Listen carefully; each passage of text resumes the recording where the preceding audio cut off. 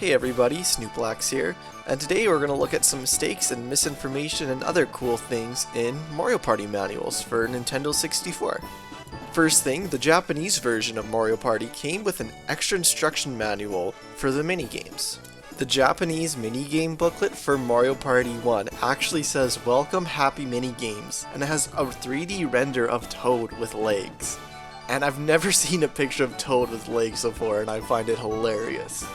Also, Mario Party 3 doesn't technically come with 2 books, but it's a huge book with 60 pages that still covers all the minigames. And the minigame section seems like it could easily be a separate book. And this is of course missing in the North American version. In Mario Party 1, they reference a couple things that they never reference in game. The first is just straight up wrong. It says, minigame names are shown in red and green when minigames are chosen on the roulette screen. If you lose a red game, you will lose coins, but if you lose a green game, you will not. So it seems like somewhere in development they had a feature where the game names would be red or green, symbolizing if you'd lose coins or not. And this just isn't the case. On the roulette wheel, it's white and green, and what the green means is that you can win more than 10 coins in the minigame. The next thing that directly ties into this is Mario Party 1 actually had 7 types of minigames, and I never realized this, and I don't think this has ever been mentioned in-game. When you hear types of minigames, you're probably thinking, oh, 4-player games, 1 vs 3, 2v2, and 1 player. No. We got bonus, success, chance, 2-on-2, racing, point, and survival games. In the Japanese minigame manual, it actually classifies each minigame into one of these categories. The first category is bonus games. Games in which you can get more than normal 10 coins for winning. Even if you miss, you don't lose coins. The most you can get for Memory Match is 10 coins. So these games are mainly the games that are listed in green, but there are a few exceptions.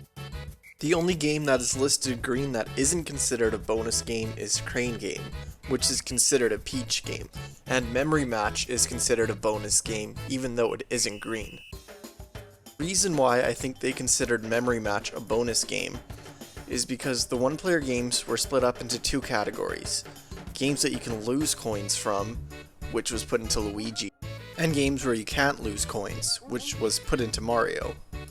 So back when they had the old beta roulette with the red and green names, I think they decided to put Memory Match in as a bonus game, just so that they could easily split up all the one-player games to either red games or green games.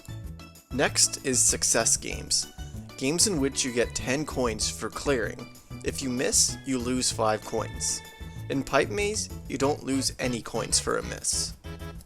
So this category is filled with mainly the one-player games where you lose 5 coins when you miss. I find it really strange that they put Pipe Maze in though. There seems to be no rhyme or reason to why it would be in there. Chance games. When you win, you get coins from the losers. When you lose, your coins get stolen. This one honestly doesn't make much sense that it's assigned to Peach. It really seemed like it should have been assigned to Bowser, because a majority of the Bowser games are in this list. And also, Nintendo has always made Peach out to be like a nice loving character, so for her to have all the most brutal minigames where you lose coins just doesn't make much sense. 2-on-2 games. 2 vs 2 games in which the winning team member gets 10 coins each. Members of the losing team lose 10 coins each. Racing games. Games in which the character who finishes first wins 10 coins. Even if you lose, you don't lose coins. This one's a good category, except for Shy Guy Says, Bumper Balls, and Mushroom Mix-Up. All these games really seem like they should have been in the survival game category, because it's not really first person to finish, it's more last man standing. Point games. Games in which the player with the highest score gets 10 coins. If several players have the same score, they all win coins. Survival games. The last player standing in these games wins 10 coins. I really think a lot of the games in the racing games could have easily been survival games, and having only 2 survival games just doesn't seem right when there's so many more games they could have added. And those are the 7 types of minigames. I totally understand why Nintendo never referenced these in the game, because it's pretty confusing, and some of the games are flat out arguably in the wrong category. There is also some misinformation in Mario Party 1's manual. At the end of the first paragraph, it says you cannot start the game if the first controller socket is empty. This is not the case. In Mario Party 1, you're able to play the game no matter what controller socket is being used.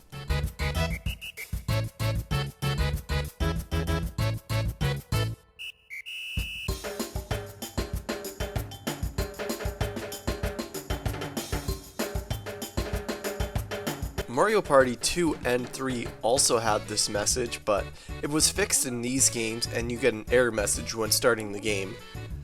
One thing I don't understand is why this was a feature in the first place. Like, why not just let someone play as player 2? Super Smash Bros. Has the same message, although you can play in any port in Super Smash Bros., and this has become a series staple. In tournament play, a lot of the players will play as either player 2, 3, or 4 just to mix it up.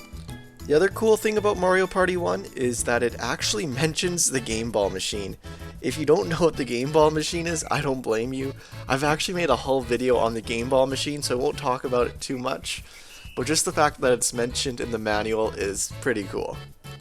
Mario Party 2's manual isn't nearly as interesting, but it does have a bunch of cool 3D renders. Mario Party 3 has some really cool renders too. I like how each player is playing a specific minigame. And the Japanese minigame booklet has a bunch of pictures of a bunch of the characters playing various different minigames. Thank you guys so much for checking out this video. If you could leave a like or consider subscribing to the channel, I'd really appreciate it, and I hope you all have a great day.